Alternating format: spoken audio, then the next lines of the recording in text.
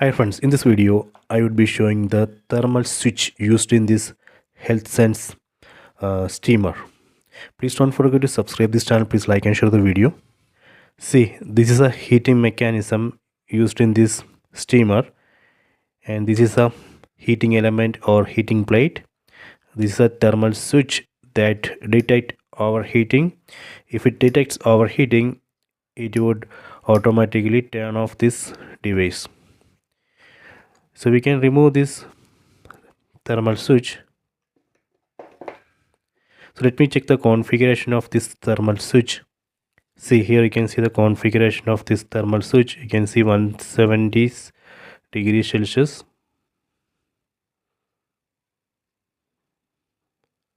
Okay, so if auto turn off is not working or overheat protection is not working, that means this thermal switch has been damaged. In that situation, you have to replace this thermal switch. So you can purchase this thermal switch from Amazon and replace. So I hope you have enjoyed this video. Please subscribe this channel. Please like and share the video.